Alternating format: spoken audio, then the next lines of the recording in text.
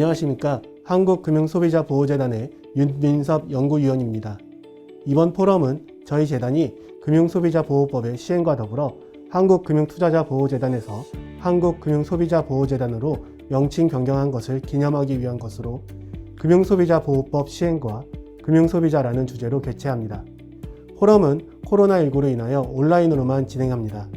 지금부터 한국금융소비자보호재단의 명칭 변경 기념 포럼을 시작하겠습니다. 우선 한국금융소비자보호재단의 장용성 이사장님의 개회사를 듣도록 하겠습니다.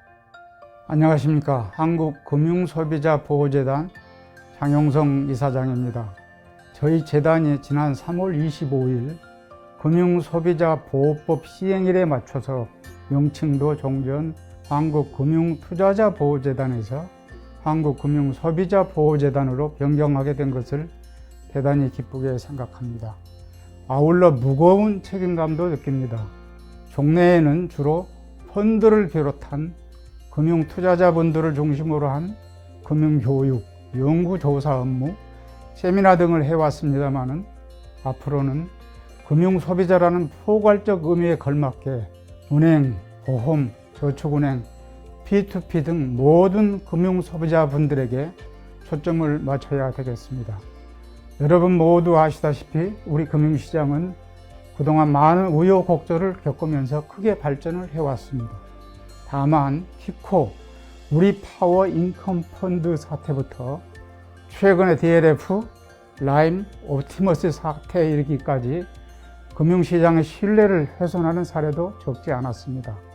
이에 따라 금융소비자보호법 제정을 더 이상 늦춰서는 안 된다는 우리 금융소비자의 보호 수준을 한층 높여야 한다는 사회적 공감대가 이루어졌다고 생각됩니다. 우리 재단도 이런 금융환경과 제도적 변화에 기민하게 대응해서 보다 객관적이고 심도 깊은 금융소비자 보호 연구활동과 실효성 있는 금융소비자 보호 정책을 제안하기 위해 총력을 기울여 나가겠습니다. 이런 활동을 통해 금융소비자들의 권익을 증진하고 다른 한편으로는 금융소비자들의 금융 역량과 금융 웰빙을 동시에 제고하는 데 보탬이 되는 재단이 되도록 노력하겠습니다. 저희 재단이 지난 2006년 한국투자자교육재단으로 출범한 이래 오늘의 한국금융소비자보호재단에 이르기까지 격려와 지원을 아끼지 않으셨던 많은 분들께 깊은 감사를 드립니다. 특히 오늘 귀한 시간을 내주셔서 저희 재단 명칭 변경 기념 포럼에 축사와 발표를 해주신 국회 정무위원회 윤관석 위원장님, 금융위원회 도규상 부위원장님, 금융감독원 김은경 처장님, 은행연합회 김광수 회장님, 손보협회 정지원 회장님, 그리고 자본시장연구원 박영석 원장님, 금융소비자학회 주소연 회장님, 은행법학회 안수현 교수님, 카이스트 유혁신 교수님께 깊은 감사의 말씀을 전합니다. 여러분들의 성원과 기대에 어긋나지 않도록 최선의 노력을 다하는 한국금융소비자보호재단이 되도록 하겠습니다. 고맙습니다. 이사장님의 개회사에 이어 국회 정무위원회 위원장님이신 윤관석 의원님, 금융위원회 도규상 부위원장님, 금융감독원 김은경 금융소비자보호처장님, 은행연합회 김광수 회장님, 손해보험협회 정지원 회장님, 자본시장연구원의 박영석 원장님, 은행법학회 안수현 회장님, 한국금융소비자학회 주소연 회장님의 축사를 듣도록 하겠습니다. 안녕하십니까. 국회 정무위원회 위원장 윤관석 의원입니다. 지난 2006년에 출범해서 15년 동안 투자자 보호와 권익 증진을 위해 아낌없는 노력을 기울여주신 한국금융소비자보호재단 관계자 여러분의 노고에 감사드립니다. 그 사이에 우리 금융시장은 눈부실 정도의 많은 변화와 발전이 있었습니다. 특히 올해 3월 25일부터 금융소비자보호법, 금소법이 시행됨에 따라서 앞으로 금융소비자 권익보호와 증진이 더욱 강조될 것으로 예측됩니다. 때마침 한국금융투자자보호재단이 한국금융소비자보호재단으로 개명하고 새 출발을 알리게 된 것은 매우 뜻깊고 고무적입니다. 이제 재단에서는 금융 투자자뿐만이 아니라 은행이나 보험사로부터 대출성 상품과 보험 상품을 구매한 모든 금융 소비자 전반을 보호하기 위한 활동을 하게 될 것입니다. 특히 디지털 금융혁신이 심화됨에 따라서 금융시장도 큰 변화를 맞고 있는 만큼 금융 소비자 보호를 역점에 두고 시장을 분석평가하는 권위 있는 연구기관의 역할이 절실합니다. 앞으로 한국금융소비자재단이 금융소비자 보호와 권익신장에 크게 기여해 주시기를 기대합니다. 다시 한번 재단의 새로운 명칭 변경과 시작을 축하드리며 앞으로 무궁한 발전이 있기를 기원합니다. 한국금융소비자보호재단 화이팅입니다.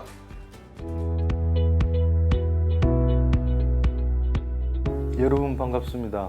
금융위원회 부위원장 도규상입니다. 한국금융소비자보호재단의 새로운 출발을 진심으로 축하드립니다. 지난 2006년 한국투자자교육재단으로 설립된 이후 금융소비자보호법 시행을 계기로 한국금융소비자보호재단으로 다시 태어나기까지 애써주신 장용성 이사장님을 비롯한 재단 관계자분들과 투자안정기금 출연기관에 감사의 말씀을 드립니다. 재단은 지난 15년간 금융교육 콘텐츠 개발 보급, 금융상품 서비스 평가, 금융소비자보호 관련 조사 연구와 세미나 개최 등 다양한 활동을 이어왔으며 이를 통해 국민들의 금융 이해력을 높이고 금융소비자 보호에 관한 인식을 확산하는 데 커다란 역할을 했다고 생각합니다. 이제 한국금융소비자보호재단은 투자자 보호에서 모든 금융소비자 보호로 한 단계 도약의 첫 발을 내딛게 됩니다. 부디 새로이 시행되는 금융소비자보호법이 금융시장 곳곳에서 원활하게 자리잡고 관련 제도가 지속적으로 발전하며 금융소비자들의 금융 이해도를 선진화하는 데 한국금융소비자보호재단이 계속해서 훌륭한 촉매제 역할을 해주시기를 당부드리겠습니다. 감사합니다.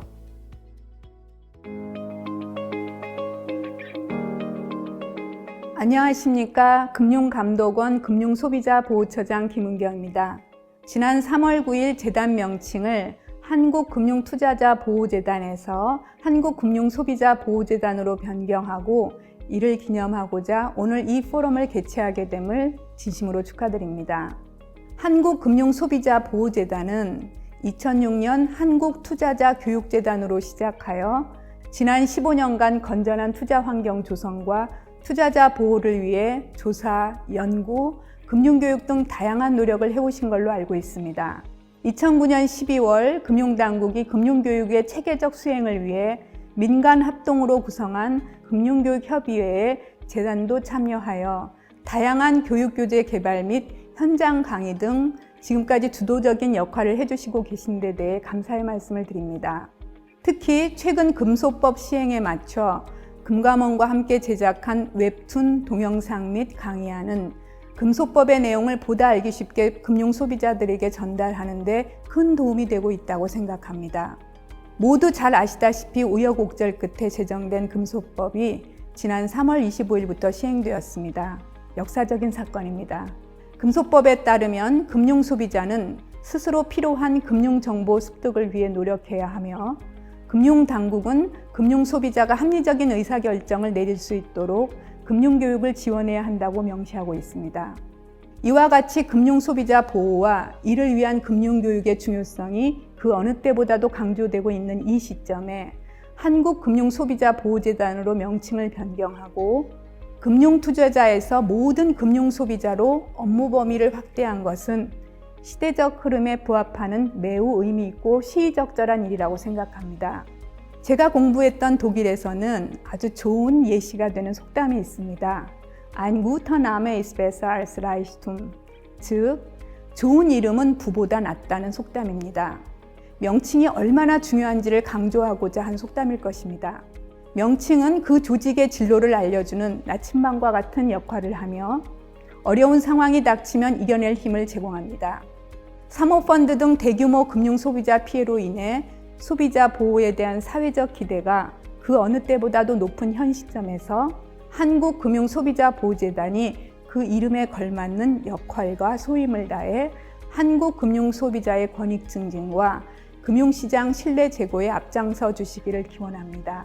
다시 한번 재단 명칭 변경을 축하드리며 새로운 명칭으로 처음 개최하는 이 포럼이 금융소비자 보호를 위해 우리가 나아갈 길을 제시하는 유익한 토론회 장이 되길 기대합니다. 감사합니다. 안녕하십니까. 은행연합회장 김광수입니다. 한국금융소비자보호재단 명칭 변경을 기념하는 포럼 개최를 진심으로 축하드립니다. 한국금융소비자보호재단은 2006년 한국투자자교육재단으로 출범한 이래 금융소비자 보호를 위해 다양한 노력을 해오셨습니다. 금융소비자 눈높이에 맞는 맞춤형 금융교육을 실시하는 한편 금융상품 판매 절차 평가를 통해 금융소비자 피해 예방에도 기여해 왔습니다. 제 개인적으로도 재단에서 보내주시는 스팟 뉴스를 통해 해외 금융소비자 보호 동향을 파악하는 데 큰 도움을 받고 있습니다. 하지만 금융상품이 더욱 복잡 다양화되고 있으며 특히 최근 금융소비자보호법 시행으로 소비자 보호의 중요성은 더욱 커지고 있는 상황입니다. 이러한 상황에서 재단이 한국금융소비자보호재단으로 명칭을 변경하고 제도와 시장 변화에 맞추어 업무 범위를 확대하는 것은 매우 시의적절한 것으로 생각합니다. 앞으로도 재단이 지금까지 보여주신 노력과 열정으로 금융소비자 권익 증진과 금융시장 신뢰 제고를 위해 더 큰 역할을 해주실 것을 기대합니다. 다시 한번 명칭 변경을 축하드리고 오늘 포럼이 금융소비자 보호가 나아가야 할 방향을 고민하는 소중한 토론회 장이 되기를 바랍니다. 감사합니다. 안녕하십니까. 손해보험협회 회장 정지훈입니다. 먼저 재단 명칭 변경 기념 포럼 개최를 진심으로 축하드립니다. 한국금융소비자보호재단으로서 첫 발을 내딛는 중요한 자리에 축하의 말씀을 드리게 되어 영광입니다. 그동안 한국금융투자자보호재단은 금융투자자 보호를 위해 많은 노력을 해오셨습니다. 이제 그동안의 경험과 전문성을 바탕으로 더욱더 폭넓고 두텁게 금융소비자를 보호하는 기관으로 자리매김할 것이라 믿습니다. 지난 3월 25일자로 시행된 금융소비자보호법은 전 금융권을 빈틈없이 아우르는 종합적인 금융소비자 보호 체계입니다. 금융업권 간 소비자 보호 관련 규제 공백과 사각지대를 해소하는 제도적 기반을 마련하였다는 데 큰 의미가 있습니다. 따라서 소비자가 어느 금융상품을 어디서 구매해도 동일 상품, 동일 규제의 원칙에 따라 동등하게 보호를 받을 수 있게 되었습니다. 하지만 소비자 보호는 제도적 장치 마련만으로는 완성되지 않습니다. 소비자가 자신의 권리를 제대로 이해하고 적극적으로 찾는 노력이 있어야만 합니다. 즉, 소비자가 스스로 상품을 올바르게 선택하고 권리를 정당하게 행사할 수 있도록 새로운 소비자 보호 제도가 상세하면서도 쉽게 알려져야 합니다. 이러한 측면에서 한국금융소비자보호재단의 역할이 매우 중요하다고 생각합니다. 앞으로 한국금융소비자보호재단이 소비자 눈높이에 맞춘 다양한 소비자 보호 활동을 추진하리라 기대합니다. 손해보험업계도 소비자 보호 차원에서 지원을 아끼지 않도록 하겠습니다. 코로나19 상황이 사라질 때까지 건강에 각별히 유의하시길 바라며 재단 명칭 변경 기념 포럼 개최를 다시 한번 진심으로 축하드립니다. 감사합니다. 안녕하십니까.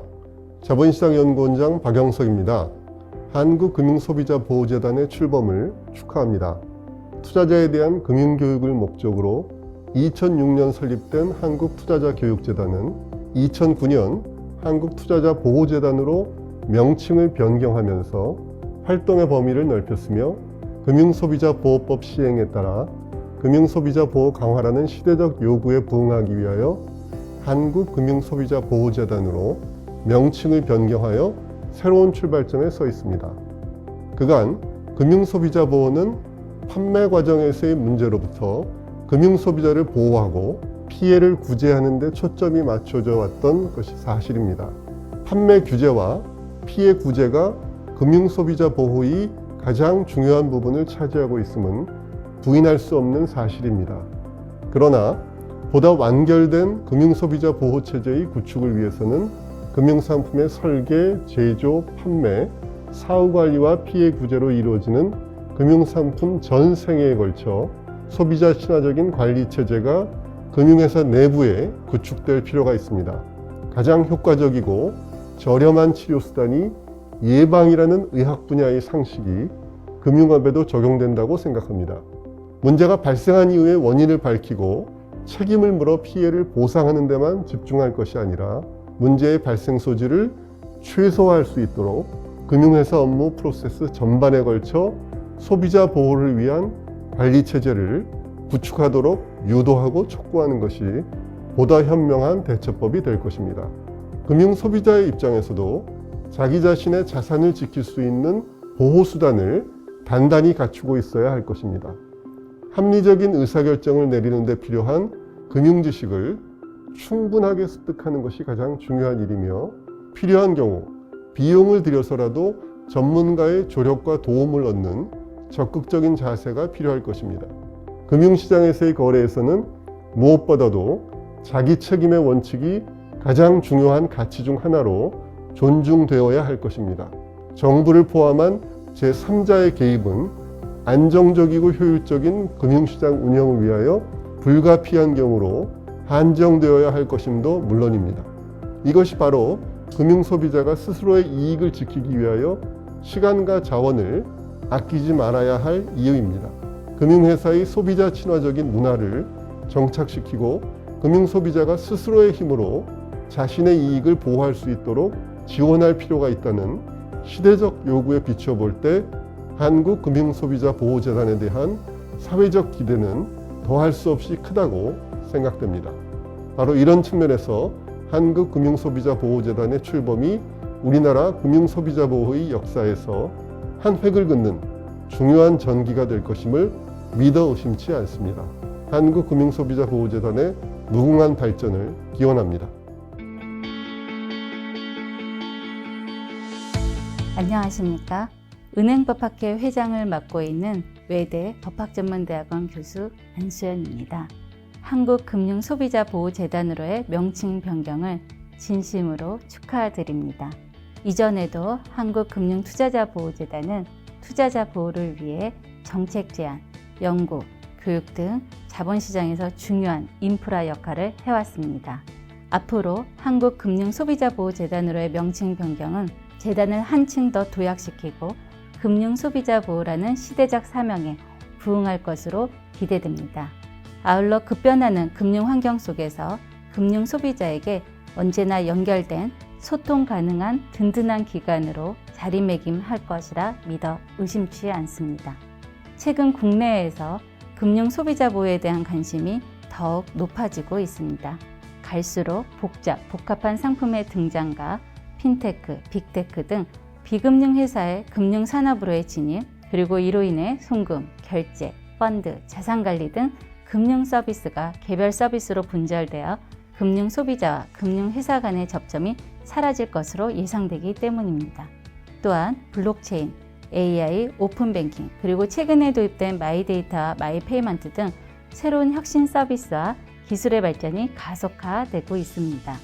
이러한 변화 속에서 금융 생태계에 소비자 중심의 금융 가치가 안착되어 있지 않으면 금융 소비자 피해를 유발함은 물론 금융 생태계 자체가 훼손될 수 있습니다. 여기에 급속한 고령화 사회로의 진전과 코비드-19이 가져온 언택트 사회로의 빠른 전환은 미처 대비하지 못한 금융 소비자 보호 사각지대에서 많은 피해를 유발할 가능성이 큽니다. 이러한 측면에서 금융 소비자 관점에서 선제적으로 금융 정책을 지원하고 금융 소비자를 보호하는 한국금융소비자보호재단의 역할이 매우 중요합니다. 장용성 이사장님 이하 재단의 모든 임직원 여러분의 노력과 수고에 깊은 감사를 드리며 앞으로 한국금융소비자보호재단의 도약과 비상을 기원드리겠습니다. 다시 한번 재단의 명칭 변경을 진심으로 축하드립니다. 감사합니다.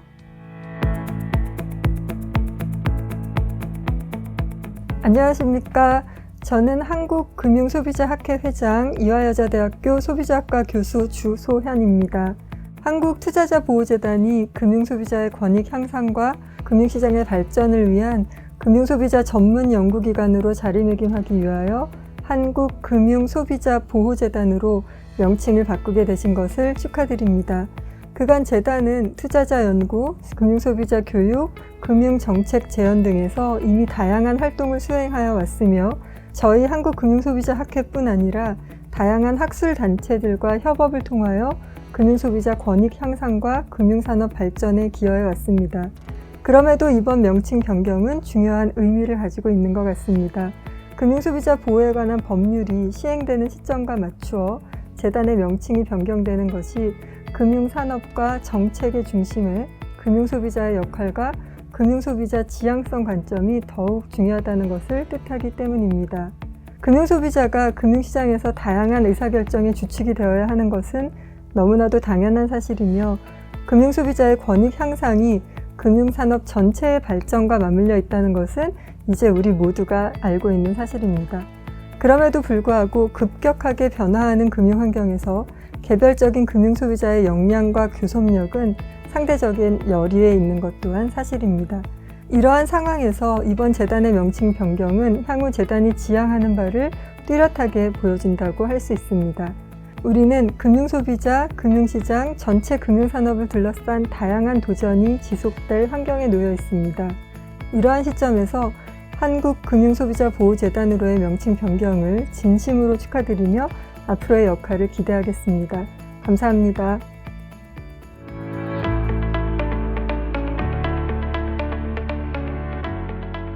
여러분 감사합니다. 우리 재단이 2006년도에 한국투자자교육재단으로 출범을 했다가 3년 뒤에 한국투자자보호재단으로, 그 다음에 5년 뒤에는 한국금융투자자보호재단으로 이렇게 변경이 됐다가 7년 뒤인 금년 3월에 한국금융소비자보호재단으로 변경이 됐습니다. 시간이 가면서 더 업무 범위도 포괄적으로 높아지고 또 하는 일도 많아졌습니다. 아무튼 이렇게 크게 발전한 것은 여기 계신 이사님들, 감사님들의 성심 어린 지원과 노력 때문이라고 생각합니다. 앞으로도 더욱더 잘 도와주시면 더욱더 열심히 금융소비자 보호를 위해서 노력하겠습니다. 감사합니다. 이제 본 행사인 금융소비자보호법 시행과 금융소비자 포럼을 시작하겠습니다. 포럼은 2개 주제에 대한 발표로 구성되어 있습니다. 첫 주제는 금융소비자보호법의 시행과 금융소비자보호재단의 역할이라는 주제로 이화여대 주소현 교수님께서 발표해 주시겠습니다. 안녕하세요. 저는 이화여자대학교 소비자학과 교수 주소현입니다. 오늘은 한국금융소비자보호재단의 출범에 맞추어서 금융소비자 보호에 관한 법률의 시행과 한국금융소비자보호재단의 역할에 관한 내용으로 발표하도록 하겠습니다. 제 발표는 총 3가지 부분으로 이루어져 있습니다. 첫 번째, 금융소비자 보호의 필요성에 대해서, 특히 이제 제도나 법, 규제의 필요성에 대해서 말씀을 드리고, 두 번째로는 금융소비자 보호에 관한 법률과 금융소비자 보호재단의 역할에 대해서 한번 짚어보고, 마지막으로 변화하는 환경에서 생각해 보아야 할 점을 말씀드리는 것으로 발표를 마무리하고자 합니다. 먼저 금융소비자 보호의 필요성입니다. 말씀드린 바와 같이 금융소비자 보호의 필요성, 여기에서 말씀드리고자 하는 것은 금융소비자 보호를 법이나 제도, 규제 등을 통해서 왜 보호를 해야 되는가 하는 것에 대한 논의를 살펴보고자 합니다. 총 4가지 말씀을 드리려고 하고요. 금융시장의 상황, 금융상품의 특수성, 금융환경의 변화와 금융소비자의 특성, 그리고 금융소비자 보호 제도 및 규제의 효과가 어떠한 것인가를 살펴보도록 하겠습니다. 먼저 금융시장 상황입니다. 이 금융시장의 상황은 법이나 제도, 특히 보호와 관련된 법을 제정하는 데 있어서 많은 학자들이 논의해왔던 내용입니다. 시장의 효율성 문제이죠. 시장 실패를 해결하기 위한 방안으로 특히 금융시장에서 발생되는 그 위해가 시장 전체에 미치는 영향력이 크지만 개별 소비자에게 미치는 영향력이 미미할 수 있고 경우에 따라서는 다수의 소비자에게 미치는 영향보다는 소수에게 미치는 영향이 있을 경우가 있습니다. 그런 경우에는 소비자 개개인이 문제를 해결하기 위해서는 상당히 큰 어려움이 존재하고 그럼에도 불구하고 시장 전체에 미치는 영향력이 있기 때문에 이러한 것을 해결하기 위한 방안으로 규제나 법이 필요하다라고 하는 그런 금융소비자보호법, 보호법의 근거입니다. 두 번째는 정보의 문제입니다. 정보 비대칭 문제가 가장 많이 언급되는 내용이기도 하죠. 소비자가 정보가 불완전하고 부정확한 정보 혹은 부족한 정보 등 때문에 본인이 사용 가능한 정보에 의해서만 의사결정을 하게 되고 그렇게 되면 정보가 비대칭성이 시장에서 거래되는 상품의 품질을 저하시킨다라는 것도 이미 많이 알려져 있습니다.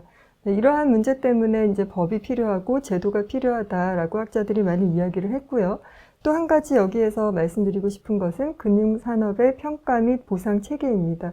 금융산업 임직원의 평가와 금융산업 임직원의 보상 체계가 사실 금융기관 영업의 우선순위를 드러내는 지표라고 할 수 있는데 그것이 어떻게 구성되어 있는가 그리고 그것을 금융소비자 보호의 관점에서 구성될 수 있도록 하기 위해서 어떤 제도적인 그런 장치가 필요하지 않는가 하는 것이 금융시장의 상황에서 살펴보는 금융소비자보호제도 법의 필요성이라고 할 수 있겠습니다.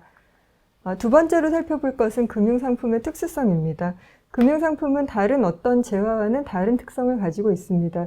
일단 신뢰제로서의 특성을 가지고 있는데 신뢰제라고 하면 금융상품, 상품을 구매해서 경험을 한 이후에도 과연 그 상품의 품질이 어떠한가를 평가하는데 어려움을 겪는 그런 재화를 신뢰제라고 합니다. 금융소비자들이 금융상품에 대한 평가를 사실 상품을 구입하기 이전에 하기에는 너무 부족한 정보가 있고요. 금융상품 자체의 성격상 혹은 그 상품 자체의 특수성상 그 상품을 구매하는 그 시점에서 파악하는 정보는 상당히 한계가 있습니다. 그래서 그 품질평가와 정보 획득에 있어서 판매의 시점에서 금융소비자는 판매인에게 의존하게 되고 거기에서 주인, 대리인 문제가 발생하게 됩니다. 또한 판매 이후에 그 금융상품을 판매를 했지만 그 이후에 어떻게 관리하느냐 하는 것이 이후에 금융소비자에게와 뿐만 아니라 금융상품의 품질에 영향을 미치는데 거기에서 판매자의 도덕적 해이 문제가 발생할 가능성이 있습니다. 금융상품은 다른 어떤 상품보다도 장기적인 영향력을 가진 상품입니다. 미래의 소비자 복지에 영향을 미치고 구매 시점보다는 그 이후에 어떻게 관리하는가에 따라서도 크게 영향을 미치게 됩니다. 이런 금융상품의 특수성은 이 기본적인 일반적인 소비자 보호라든가 소비자 보호의 당위성만 가지고서는 금융소비자 보호가 완전하게 이루어지기가 어려움이 있습니다. 그런 면에서 금융소비자보호법의 제정의 의의가 또 있을 수 있다고 하겠습니다. 세 번째는 변화하는 환경입니다. 우리가 너무나 잘 알고 있는 것이죠. 금융시장이 복잡해지고 다양해지고 기술이나 산업이 발달되어 있고 그로 인해서 발생하는 다양한 문제들이 있습니다. 글로벌화도 사실은 금융환경 변화에 영향을 미치는 것이고 인구구조 변화도 크게 영향을 미치는 현상입니다. 이러한 현상은 금융시장에서 금융소비자를 취약하게 만드는 요인이 되기도 합니다. 그래서 금융포용 문제가 지리적뿐만 아니라 기술적, 제도적인 접근성에서 금융소비자들을 소외시키는 역할을 하기도 하고 사기나 약탈적 금융 등으로부터 금융소비자의 자산의 보호뿐만 아니라 데이터나 개인정보 보호와 관련된 이슈가 있습니다. 이러한 환경은 금융소비자 보호에 관하여 법과 규제의 필요성을 증대시키는 그런 환경이라고 할 수 있습니다. 마지막으로는 금융소비자 개개인의 특성입니다. 금융소비자는 재무금융 역량이 낮은 수준이다라는 것은 상당히 오래전부터 조사되어서 밝혀온 바가 있고요. 일반 금융소비자는 아무래도 전문성에 있어서 한계가 있기 때문에 교섭력의 한계도 있고 금융소비자들이 권리와 책무에 대한 이해가 완전하지 못합니다. 그리고 무엇보다도 합리성의 제한을 가지고 있는 제한된 합리성을 가진 의사결정자뿐만 아니라 현재에는 변화하는 그런 상황에서 세대 간의 차이가 상당히 많아서 금융소비자 자체도 이질적인 집단이기 때문에 거기에서 발생하는 문제들이 있습니다. 그러니까 이러한 문제들로 인해서 금융소비자 보호는 시장에 자율적으로 일어나거나 개별적인 법에 근거해서 금융소비자 스스로가 스스로를 보호하거나 하는 데에는 한계가 있습니다. 그렇기 때문에 이제 금융소비자 보호를 위한 특별법이 제정이 되었고 이제 시행이 되었다는 것에 의의를 찾을 수가 있을 것 같습니다. 그러면 이제 두 번째 부분에서는 금융소비자 보호에 관한 법률과 금융소비자 보호재단의 역할을 한번 살펴보도록 하겠습니다. 지난 3월에 이제 시행이 되었는데요. 3월에 시행된 이 금융소비자 보호에 관한 법률에는 금융소비자 보호재단과 관련된 여러 가지 이슈가 있습니다. 상당히 다양한 이슈가 있지만 그 중에 몇 가지만 한번 말씀드리고자 합니다. 첫 번째는 이 법에서 정의된 금융상품과 금융상품 판매업자 등에 대한 정의입니다. 금융상품을 예금성, 대출성, 보장성, 투자성으로 분류를 하였고 금융상품 판매업자 등도 직접 판매업자, 대리 중개업자, 그리고 자문업자로 분류하였습니다. 그러니까 이러한 정의, 상품에 대한 정의, 판매업자 등에 대한 분류, 이것이 우리에게 필요한 것은, 그리고 특히 금융소비자 보호재단의 역할과 함께 생각해 볼 것은 금융상품의 종류별 금융소비자 보호 관련 이슈가 있을 것이고요. 판매업자 등의 행위에 대한 명확한 정의, 그 다음에 판매업자들의 비교 가능성이라든가 판매업자 등에 대한 중립적인 평가를 해야 할 필요성이 있습니다. 그리고 금융상품 판매업자 등의 신뢰도를 제고하는 방안에 대해서 연구하고 비교하고 분석하는 것이 필요할 것으로 보입니다. 두 번째 이슈는 사전적인 보호장치입니다. 사전적인 보호장치의 첫 번째 이 내용은 사전적으로 정보를 제공하고 금융교육을 강화하는 내용입니다.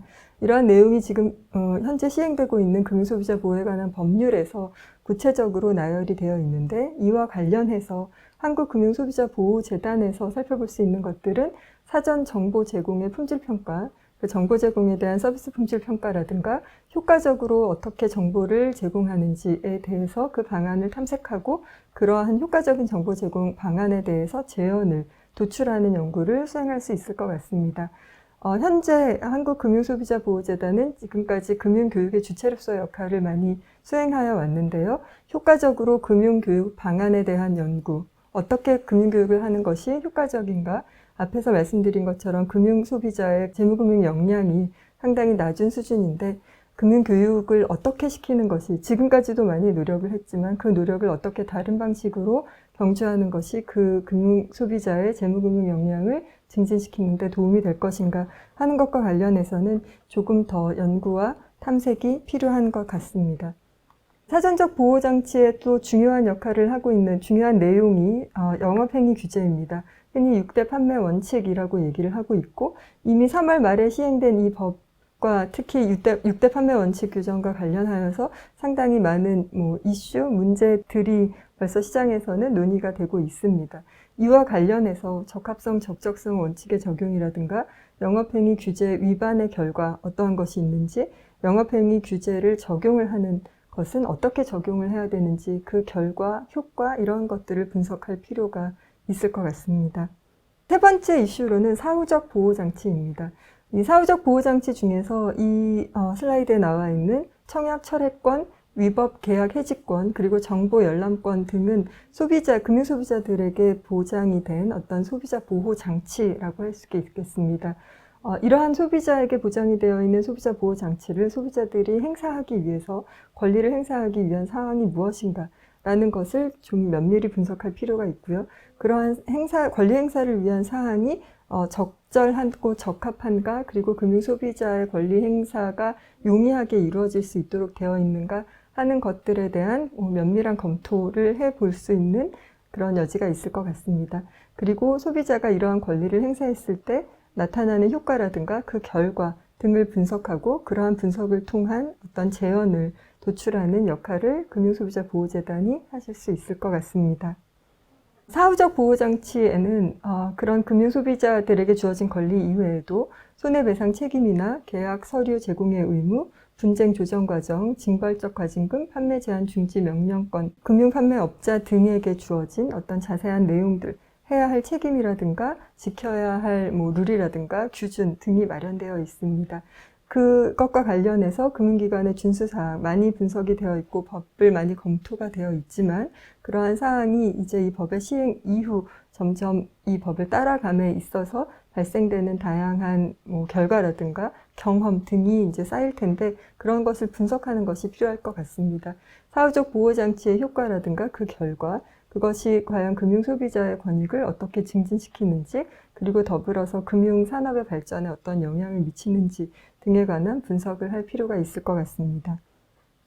이렇게 몇 가지만 말씀드렸는데요. 금융소비자 보호에 관한 법률에서 많이 널리 잘 알려진 그런 이슈들을 가지고서 살펴보았을 때 한국금융소비자보호재단의 역할이 상당히 다양하고 클 것으로 여겨집니다.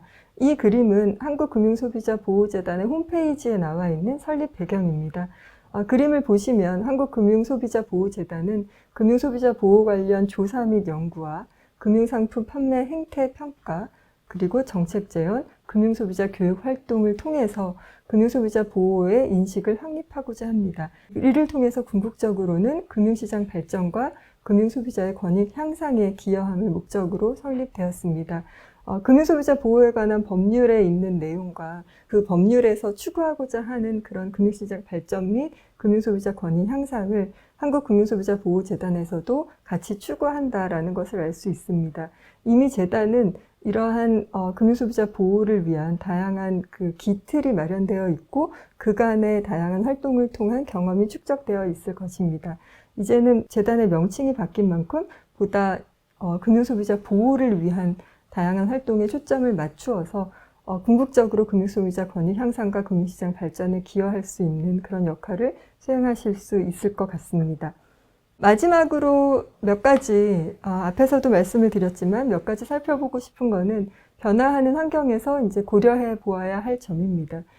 금융소비자는 제한된 합리성을 가지고 있습니다. 항상 합리적으로 의사결정을 하는 것이 아닙니다. 때로는 비합리적으로 의사결정을 합니다. 그럼에도 불구하고 금융시장에서 금융소비자는 informed decision을 충분한 정보를 기반으로 한 가장 현명한 의사결정을 할 필요가 있습니다. 그런데 이러한 informed decision이 가능한 경우는 상품이 복잡하지 않은 경우입니다. 혹은 상품이 복잡하더라도 소비자가 충분한 경험이 있는 경우, 혹은 상품에 대한 품질 평가에 어려움이 없는 경우라던가 정보의 비대칭 수준이 쉽게 수정될 수 있는 경우, 그리고 주인 대리인 문제가 최소화되는 경우, fiduciary relationship이 완전하게 이해되고 수행되는 경우, 판매 과정에서 투명성이 상호 간에 금융소비자와 판매자 간에 확보된 경우라고 할 수 있을 것입니다. 이러한 환경이 된다면 금융소비자가 제한된 합리성을 가지고 있지만 그럼에도 불구하고 informed decision이 가능한 경우가 될 텐데 이러한 환경을 만들기 위한 그런 방안이 무엇인가, 어떠한 노력을 상호 간에 해야 되는가, 소비자뿐만 아니라 판매업자 등 그리고 연구나 이런 중립적인 기관, 정부 등에서 해야 할 일들을 생각해 볼 필요가 있습니다. informed decision을 통한 현명한 의사결정이라는 것에 좀 초점을 맞추어야 하지 않나. 그런데 소비자가 제한된 합리성을 가지고 있다는 것을 명심할 필요가 있다라는 그런 말씀을 드리고 싶습니다. 두 번째는 금융기술 및 상품의 변화와 거래의 변화입니다. 지금 현재 핀테크로 인해서 거래가 상당히 금융소비자의 거래가 변화되어 있고 지금 현재는 팬데믹으로 인해서 금융소비자의 의사결정과 거래의 양식이 상당히 급격하게 변화되어 왔습니다. 여기에서 발생되는 그런 문제들, 그리고 새로운 금융상품이 출현하고 그 새로운 금융상품에 대한 평가를 할 때 정보와 그 금융상품에 대한 정보 탐색과 평가를 할 때 소비자들이 그 정보를 획득하고 분석을 하게 되는 그 과정, 그러한 과정을 조금 더 다양하게 살펴볼 필요가 있다. 금융의 기술 발전이 소비자들의 지식 발전보다 훨씬 더 빠르게 이루어지기 때문에 여기에서 발생되는 다양한 문제들을 반드시 명심해야 되겠다라고 말씀드릴 수 있을 것 같습니다. 마지막으로는 소비자 자체의 변화입니다. 저는 인구 고령화가 우리 사회를 위협하는 가장 큰 문제 중에 하나라고 생각합니다. 이제 앞으로 금융시장의 모습은 상당히 크게 변화가 될 것이고, 그리고 그 다양한, 앞에서 말씀드린 것처럼 이질적인 소비자가 서로 다른 세대들 행동 양식도 다르고, 추구하는 라이프 스타일도 다르고, 그리고 조금 전에 말씀드렸던 그런 언택트, 그런 소비 환경, 그 다음에 정보 탐색을 하는 그런 주된 미디엄 등이 모두 변화하고 있습니다. 이런 소비자의 변화에 맞추어서 금융소비자의 변화에 맞추어서 금융소비자 복지 증진과 금융시장 발전, 권익 확보 이런 것들이 어떻게 이루어져야 하는가 하는 것이 어려운 문제일 수도 있지만 그렇지만 이런 변화를 반드시 인지하고 그러한 변화 속에서 새롭게 추구해야 할 점을 파악해야 할 것으로 생각합니다. 오늘 제가 드린 말씀은 상당히 많이 우리가 이미 익히 알고 있고 많이 논의되어 온 내용들입니다. 금융소비자보호재단이 새롭게 출범을 하면서 이전의 경험과 노하우를 바탕으로 새로운 문제, 그 다음에 새로운 궁극적인 목적, 좀 더 확장된 목적을 위해서 그 역할을 하시는 이 시점에서 금융소비자보호법이 시행되었다는 것도 의미가 있고 이렇게 다양한 것들을 한번 생각해 보는 시간을 가지는 것도 의미가 있는 것 같습니다. 앞으로도 한국금융소비자보호재단의 부응한 발전을 기여하고 하시는 일들에 대해서 그 역할에 대해서 많이 기대하겠습니다. 감사합니다. 두 번째 발표는 금융소비자 보호와 자기책임 원칙이라는 주제로 카이스트의 유혁선 교수님께서 발표해 주시겠습니다. 안녕하십니까. 금융소비자 보호와 자기책임 원칙이라는 주제의 발제를 맡은 카이스트 경영대학의 류혁선 교수입니다. 오늘 발제 내용은 자본시장의 발전은 기본적으로 신뢰회복으로부터 시작된다라는 전제하에서 어떻게 금융소비자 보호를 해야 될까라고 하는 큰 방향에 대해서 말씀을 좀 드리고 개선 방향은 혹시 없는지를 말씀드리고자 합니다. 기본적으로는 Know Your Security 룰과 Know Your Customer 룰에 따라서 적합한 상품을 적합한 고객에게 권유하는 것이 기본 전제가 되어야 되겠죠. 그 경우에 정보 공개를 충실히 하고 그 다음에 이해할 수 있도록 설명할 책임이 금융회사에 존재를 하게 됩니다. 이와 같이 모든 것들이 이루어졌다면 정보 비대칭이 없는 가운데 내가 계약을 통해서 금융상품을 가입했다면 그 역시 자기책임 원칙에 따라서 당연히 그 책임을 이행할 의무가 투자자에게도 존재한다 이렇게 볼 수 있겠습니다. 그런 부분에서 볼 때 우리 지금 금융소비자보호법이 채택하고 있는 전문 금융소비자에 대한 다양한 영업행위 규칙을 면제하고 있는 부분에 대해서는 개선이 좀 필요하지 않나 이렇게 생각이 돼서 그 부분에 대해서 말씀을 좀 드리도록 하겠습니다. 기본적으로 금융소비자보호법은 오랫동안 국회에서 많이 논의가 됐었죠. 한 8년 만에 2020년 3월 24일에 제정이 됐고 얼마 전 25일에 시행이 됐습니다. 제정한 이유는 기본적으로는 금융소비자를 두텁게 보호할 목적이겠죠. 그래서 기본적으로 동일 기능, 동일 규제 원칙이 적용될 수 있도록 금융상품 및 판매업 등의 유형을 재분류하고 기본적으로 6대 판매 원칙이라고 하는 부분에 있어서 기존에는 일부 투자성 상품에만 적용이 됐던 부분을 전 금융상품으로 확대 적용하는 것이 가장 기본적인 것이라고 할 수 있겠습니다. 아울러서 판매 원칙을 위반했을 때 제재를 좀 더 강화하고 사후 규제를 강화해서 보다 더 소비자의 구제를 보다 더 실효성 있게 하고자 했던 것가 가장 큰 목적입니다. 아울러서 금융소비자 보호 정책 전반을 관리하는 행정체계를 구축하고 금융교육의 법제화를 통해서 체계적으로 소비자 역량을 강화하는 것을 지원하는 것을 목적으로 하고 있습니다. 금융소비자보호법이 통과되면서 한국금융투자자보호재단 이번에 포럼을 주최하는 곳이죠. 그것도 이름을 한국금융소비자보호재단으로 바꿨습니다. 과연 금융소비자와 투자자는 어떻게 다른 건가 라고 하는 거에 대해서 우리가 생각해 볼 필요는 있을 것 같습니다. 투자자라고 하는 게 기본적으로 씨를 뿌려서 열매를 거둘 수도 있는 것도 있고 그렇지 않은 것도 있겠죠.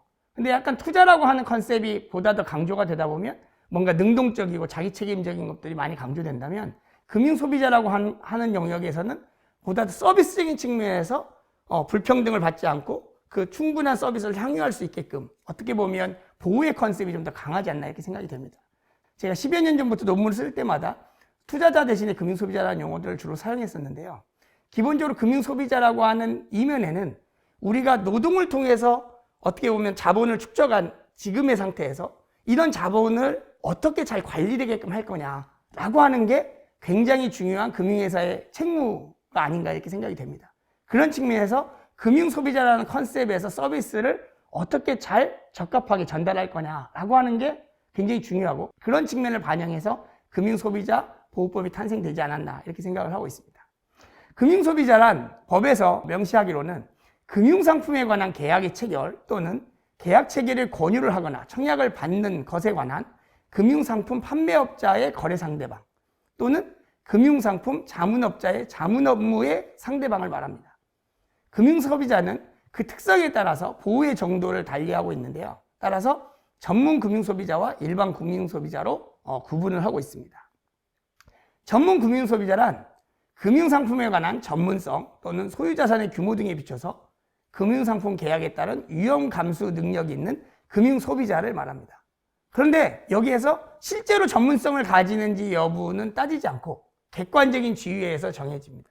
즉 법적으로 나열된 사람들은 전문 금융소비자이고 금융상품 계약에 따른 위험 감수 능력이 있는 금융소비자에 해당하는지 여부는 별도로 판단하지 않는다는 것입니다. 즉 법은 열거지위와 소거법에 의해서 각각의 그 금융 전문 소비자를 금융상품별로 나열을 하고 있습니다. 자본시장법상 영업행위 규칙이 있었습니다. 적합성 원칙, 설명 의무, 적정성 원칙, 부당권유예 금지, 그리고 손해배상 특징으로서 손해액의 추정 규정, 이와 같은 것들이 있었습니다만 전문 투자자는 부당권유예 금지 외에 다른 조항은 적용이 배제되는 것이 특징입니다. 금융소비자보호법으로 해당 조항들은 다 이관이 됐고요. 마찬가지로 동일한 원칙 하에서 일반 금융소비자에게만 이와 같은 주요 3대 영업행위 규칙은 적용이 되게 되어 있습니다. 따라서 전문 투자자는 적합성 원칙, 적정성 원칙, 설명 의무가 배제되는 것이죠. 금융소비자를 이와 같이 구분하는 이유는 자본시장법이 도입되면서 이와 같은 체계를 갖추게 됐는데요. 취지는 이와 같습니다. 각 금융상품별로 전문성 또는 위험감수 능력이 있다고 판단되는 금융소비자를 구분하고 한정된 자원을 일반 금융소비자에 집중함으로써 금융소비자 보호의 실효성이 높아질 것으로 기대하고 있습니다. 이 금융소비자를 구분하고 있는 이 제도는 어디에 쓰이냐면요. 대표적으로 크게 두 가지로 쓰이는데 첫 번째는 035를 구분할 때 청약권유자의 합산에 포함되느냐 안 되느냐가 기준이 됩니다. 즉 무슨 말이냐면 공모와 사모를 구분하는 가장 중요한 척도가 뭐냐면 청약권유자가 49인 이하면 사모, 이상이면 공모거든요. 그때 이 전문 투자자는 청약권유자의 합산에서 배제합니다. 또 하나는 정보 비대칭을 방지하기 위해서 마련된 다양한 영업행위 규칙이 있는데요. 그 규칙을 전문 금융소비자는 면제하고 일반 금융소비자에게는 적용된다. 이런 측면에서 이 구분의 실익이 존재를 하고 있습니다. 그런데 자본시장의 기본적인 신뢰의 전제는 어디에서 오는 거냐면 충실한 정보 공개로부터 옵니다. 지금 무슨 말이냐면 금융회사와 금융회사를 통해서 상품을 가입하려고 온 고객 간에는 충분한 정보에 입각해서 내가 설명을 듣고 그 상품에 대한 이해를 한 다음에 그 상품 간에 계약을 해야 되겠죠. 만약에 정보 비대칭이 있는 가운데 하게 되면 기본적으로 신뢰가 무너지게 되고 그거는 자본시장의 존립을 위태롭게 하게 되는 것이죠. 따라서 금융상품 판매업자 등과 금융소비자 간에 금융상품 계약 시에 가장 중요하게 준수해야 될 사항이 바로 정보 비대칭이 없는 상황에서 공정한 계약이다. 이렇게 할 수 있습니다. 특히 사모인 경우에는 오롯이 누구한테만 그 정보를 받을 수 있냐면 금융상품 판매업자에게서만 정보를 받을 수밖에 없어요. 왜냐하면 공개된 정보가 없거든요. 공모인 경우에는 증권신고서나 이런 것들을 제출하고 공시하게 돼 있습니다만 사모는 그런 것들이 없으니까 오롯이 금융상품 판매업자에게만 의존하는데 만약에 금융상품 판매업자가 정보를 제대로 제공하지 않는다면 정보 비대칭 상황 하에서 계약을 할 수밖에 없는 위험에 노출되게 되는 것입니다. 그런데 전문 금융 소비자에게 이런 정보 비대칭 상황을 만들지 않아야 되는데도 불구하고 앞에서 말씀드린 적정성 원칙, 적합성 원칙, 설명 의무가 면제됨으로써 오히려 정보 비대칭 상황을 만들게 되는 것은 아닌가 이렇게 생각이 됩니다.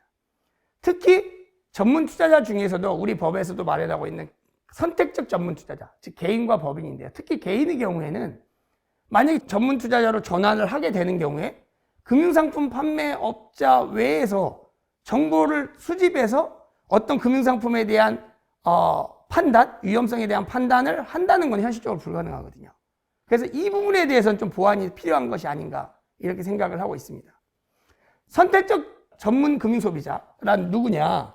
원칙적으로는 일반 금융소비자인데 서면 통지에 의해서 법적으로 요건이 마련된 그 요건을 충족하면 서면 통지에 의해서 전문 금융소비자로 전환이 가능한 자입니다. 구체적으로는 이와 같습니다. 최근 5년 중에 1년 이상 투자 계좌를 유지하고 초저 위험 상품인 국고채나 RP 등을 제외하고 월말의 평균 잔고가 5천만 원 이상 한 보유 경험이 있고 직전 연도 소득액이 1억 원 이상, 부부합산으로 1.5억, 그 다음에 거주주택을 제외하고 순자산이 5억 원 이상인 자가 해당이 됩니다. 또는 금융 관련 전문 자격증 소유자, 뭐 변호사라든지 회계사라든지 기타 등등의 사람들을 얘기합니다. 이런 요건을 갖춘 자가 금융투자회사, 내지는 금융상품 판매업자에게 내가 전문 투자자로 대우를 받겠어, 전문 금융소비자로 대우를 받겠어 라고 서면 통지를 하게 되면 그분은 전문 금융소비자가 됩니다. 그러면 어떤 일이 되냐면 사모합산에서 배제를 하고 그 청약권유자에서 배제를 하고 대신에 영업행위 규칙도 설명후 적합성원칙, 적정성원칙을 배제하게 됩니다. 그러면 정보 비대칭이 발생할 요인이 존재하는 거죠. 그런데 우리가 자본시장법에서 이걸 이제 그렇게 일부 그 전문 투자자로 전환할 수 있는 요건을 좀 바꿨는데요. 현행 구조와 기존의 선택적 전문 투자자 내지는 선택적 전문 금융소비자의 기준이 좀 달랐었습니다. 많이 완화를 했죠. 이렇게 완화한 이유가 존재를 합니다. 왜 완화를 했냐면 전문 투자자군을 확대해서 우리 자본시장법에서는 전문 투자자라는 용어를 썼었고 이번에 이제 금융소비자보호법이 되면서 자본시장법은 그대로 전문 투자자라는 용어를 쓰고 있습니다만 금융소비자에서는 전문 금융 소비자 이렇게 분류를 하고 있습니다. 같은 맥락이라고 일단은 이해를 하시면 될 것 같습니다. 전문 투자자군을 확대해서 혁신기업에 대한 모험 투자 역량을 강화하기 위해서 이와 같이 확대를 했습니다. 이는 미국의 어크레티드 인베스터에 해당되는 개념입니다. 기본적으로 우리나라의 자본시장, 혁신성장에서 자본시장을 잘 활성화시켜야 되는데 모험 투자도 하고 벤처도 육성하고 이러기 위해서는 전문 투자자군이 확대될 필요가 있거든요. 그래서 사모시장도 제대로 운영이 되게끔 하고 이러기 위해서 우리가 미국의 어크레티드 인베스터와 같은 비슷한 룰을 가지고 우리가 만들었습니다. 어크레티드 인베스터의 기준을 보면 우리나라와 굉장히 비슷한 걸 볼 수 있죠. 연간 소득이 20만 달러, 그 다음에 순자산은 100만 달러입니다. 우리나라보다 딱 2배 정도 되는 수준이죠. 그래서 거의 미국의 어크레티드 인베스터를 그대로 가져서 썼다 이렇게 보시면 됩니다. 근데 미국의 어크레티드 인베스터는 뭐냐면 사모에 참여 가능한 그런 투자자다 이렇게 보시면 됩니다. 즉 금융당국에 등록하지 않은 증권을 거래할 수 있는 자, 그래서 벤처 캐피탈이나 헤지 펀드나 엔젤 투자에 투자하는 자를 어크레티드 인베스터라고 명시를 한다고 생각하시면 됩니다. 어크레티드 인베스터도 미국에서는 슈터빌리티 테스트의 대상이 됩니다. 미국에서는 이 적합성 원칙이라고 하는 이 부분이 누구에게나 적용되는 개념입니다.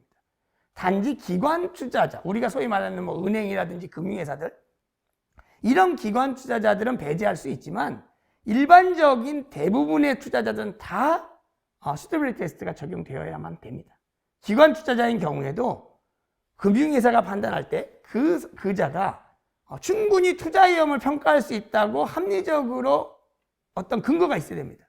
그렇게 믿을 만한, 그리고 그들이 적극적으로 내가 기관 투자자로서 나는 행동할 거야 라고 하는 것을 했을 때만 바로 이 슈터빌리티 테스트가 면제되게 되어 있습니다. 지금 무슨 말이냐면 우리나라 컨셉의 전문 투자자 내지는 전문 금융 소비자의 컨셉에 선택적 그 개인인 그 전문 투자자의 컨셉에 해당되는 사람들은 미국으로 가면 어크레티드 인베스터가 되는데 그들은 사모에서의 그 투자자 숫자, 투자 권유자, 청약 권유자의 숫자를 합산하는 데서는 배제되지만 그 용도로만 쓰이는 것이지 영업행위 규칙을 배제하는 용도로 쓰이지 않는다는 것입니다. 그게 굉장한 큰 차이이죠. 그래서 우리가 기본적으로 전문 투자자를 확대해서 이와 같이 하려고 하는 취지는 너무 좋았으나 지금 현재 법이 선택적 전문 투자자 확대를 통해서 기대하는 순기능을 발현시키기 위해서는 오히려 정보 비대칭이 없게 만드는 것이 더 중요하지 않나 생각합니다. 그러다 보니 지금 이 영업행위주의 세계의 핵심적인 영업행위주의를 배제하다 보니 거기에 해당되는 사람도 전문 투자자로 전환하려고 하는 노력이 굉장히 적죠. 그러다 보니까 지금 원래 의도했던 거에서 지금 전문 투자자를 확대되는 추세는 굉장히 적은 것이 현실입니다. 따라서 기본적으로 전문 투자자인 경우에도 우리가 선택적 전문 금융소비자인 경우에도 영업행위 규칙을 반드시 배제할 필요가 있느냐라는 부분에 대해서 우리가 한번 생각해 볼 필요가 있습니다. 왜냐하면 정보 비대칭이 없게 하는 것이 가장 핵심인데 과연 이들이 정보 비대칭이 없게 계약을 할 수 있을까에 대한 고민이 드는 것이죠. 우리나라와 비슷한 구조를 갖고 있는 게 일본입니다. 일본은 이제 전문 투자자를 우리 거기서 특정 투자자라고 얘기를 하는데요. 우리나라와 마찬가지로 개인들이 특정 투자자로 전환할 수 있습니다. 그러면 걔네들도 영업행위 기준, 우리나라에서 말하는 적합성어치 설명업 이런 것들을 배제합니다. 근데 기준이 다릅니다. 걔네는 순자산이 3억 엔 이상, 즉 우리나라로 따지면 한 30억 원 이상인 거죠. 그리고 유가증권의 금융자산이 3억 엔 이상, 즉 30억 원 이상의 투자자산을 갖고 있어야 됩니다. 그리고 상품별로, 계약의 종류별로 전문 투자자, 특정 투자자를 정의를 달리합니다. 그러니까 우리나라하고는 사실 개념이 많이 다른 거죠. 근데 우리나라가 미국의 어크레디티드 인베스터와 같이 전문 투자의 요건 자체를 완화를 했다면 미국에서 어크레디티드 인베스터에게 적용되는 영업행위 규칙도 똑같이 적용되게끔 하는 것이 한목적이지 않나 이렇게 생각이 됩니다. 과연 일본의 이 제도가 좋은지 미국의 제도가 좋은지는 사실 고민해봐야 되는 문제입니다. 그런데 자본시장의 활성화를 통해서 다양한 벤처를 육성하고 혁신성장을 도모하기 위해서는 저 개인적으로는 미국의 제도가 좋다고 생각합니다. 즉 전문 투자자를 완화해서 그쪽으로 사모투자나 벤처투자나 엔젤투자를 강화를 하고 대신에 정부 비대칭이 없게끔 투자자를 보호하는 것이 필요하고 그게 미국의 제도입니다. 기본적으로 금융상품이라고 하는 거, 특히 투자성 있는 상품은 기본적으로 자기책임 원칙이 지배가 되어야 됩니다. 법에서도 자기책임 원칙에 의해서 투자자는 자신의 투자 판단의 결과에 대해서 스스로 책임져야 한다. 따라서 자본시장법 55조에 보면 손실보전을 하게 되면 그건 무효다라고 하는 거가 나와 있는 것이죠. 사법당국도 손실보전 행위를 했을 때 사법적인 효력이 없음을 판시하고 있습니다. 그래서 자기 책임 원칙에 반하는 경우에는 어떠한 향후에 손실보전 행위를 하거나 투자에 따른 손실이 봤다고 해서 보증해주는 행위는 무효입니다. 이와 같이 자기 책임 원칙을 강조하고 있는 것은 투자 상품의 특성에 기인한다고 볼 수 있습니다. 다만 이런 자기 책임 원칙이 실현되기 위해서는 정부 비대칭이 없는 가운데 우리가 계약을 했을 때만이 존재할 수 있는 개념이겠죠. 그래서 정부 비대칭이 없게끔 하는 것이 가장 중요하고 정부 비대칭이 없게끔 만들어야 자기 책임 원칙이 실현될 수 있는데 우리의 제도가 조금 거기에 혹시 부족한 것은 아닌지 한번 검토해 볼 필요가 있다고 생각을 합니다. 판례를 보면 금융투자 상품에 대해서 투자자 보호 의무를 대법원은 여러 차례에 걸쳐서 판시를 하고 있습니다. 그래서 투자자가 정확하고 균형 있게 이해할 수 있도록 설명을 하고 만약에 부족하다면 자산운용사한테 질의해서 그 상품을 완전히 이해한 다음에 설명을 하라고 그렇게 판시를 하고 있죠. 즉, Know Your Security가 완벽하게 된 상태에서 Know Your Custom을 한 다음에 이것을 매핑하라고 얘기를 하고 있는 겁니다. 그게 바로 고객보호라는 거죠. 전문 투자자에 대해서도 기존의 판례를 보면 일반 투자가가 아닌 전문 투자라는 이유로 이런 것들을 배제하는 것은 말이 안 된다. 이렇게 하고 있습니다. 그럼에도 불구하고 우리 금소법이나 기존의 자본시장법은 전문 투자로 전환한 개인에게까지 설명 의무 적합성 원칙을 배제하고 있는 것이죠. 과연 이거가 투자 권유 시의 정보 비대칭 해소를 통한 고객 보호를 위해서 과연 바람직한 것인지는 한번 검토가 필요합니다. 그래서 미국의 어크레디티드 인베스터 제도를 참조해서 우리의 금융소비자 내지는 전문 투자자, 선택적 전문 투자자들도 제대로 정보 비대칭이 없는 가운데 성실하게 계약을 이행하고 자기 책임 원칙을 준수하는 방향으로 가야 되지 않나 이렇게 생각이 됩니다. 금융소비자보호법은 기본적으로 금융소비자의 기본적인 권리를 이와 같이 정하고 있습니다. 아울러서 책무도 정하고 있습니다.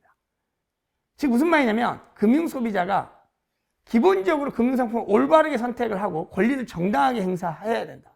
즉 그러기 위해서 지식과 정보를 습득할 노력이 필요하다. 무슨 말씀이냐면 내가 상품을 이해하지 못했는데 상품을 가입하는 것은 엄밀하게 보면 책무에 위반되는 행위인 것이죠. 정보 비대칭이 없게끔 설명할 책임이 금융회사에 존재합니다만 투자자 입장에서도 금융소비자 입장에서도 충분히 내가 이해하지 않은 상품을 투자하려고 하는 행위는 바람직하지 않은 행동입니다. 따라서 내가 이해하지 못하는 상품에 가입하지 않는 것이 바람직합니다. 세상에 공짜 점심은 없는 것입니다. 아울러서 이러한 기본적인 금융소비자의 권리를 준수하게끔 도와주기 위해서 금융상품 판매업자와 국가의 책무도 규정을 하고 있습니다. 그래서 금융회사는 금융상품에 대한 정보를 성실하고 정확하게 제공할 책무가 존재하는 것이죠. 최근에 3월 25일 이후에 금융상품을 판매하는 현장에서 굉장히 많은 혼란이 지금 있는 것 같습니다. 금융소비자보호법이 탄생을 하고 거기에 따른 다양한 과징금 제도라든가 다양한 어떤 규제 장치가 들어옴에 따라서 어찌 보면 형식적인 요건을 충족하기 위해서 굉장히 뭐라고 할까요? 무슨 설명서를 읽게 한다든지 이런 노력들이 있는 것 같습니다. 근데 본질적으로는 뭐냐면 내가 완벽하게 이해한 가운데 정확한 설명을 하라는 것이지 설명서를 읽고 이해했는지를 그냥 쭉 낭독하라는 건 아니거든요. 그래서 우리가 형식적인 규제로부터 실질적인 규제로 좀 바꿀 필요가 있는 거 아닌가. 그 다음에 형식적인 책임에서 실질적인 책임으로 좀 변환이 돼야 될 필요가 있는 게 아닌가. 이런 생각이 듭니다. 그래서 기본적으로 자본시장이 혁신되고 자본시장이 제대로 원활하게 돌아가게끔 만들기 위해서는 금융회사는 실질적으로 정보를 제공해야 되고 금융투자자는 자기 책임 원칙 하에서 그 상품을 완벽하게 이해한 가운데 투자하는 문화가 만들어져야만이 우리나라의 자본시장이 제대로 제 역할을 할 수 있게 된다. 이렇게 생각이 듭니다.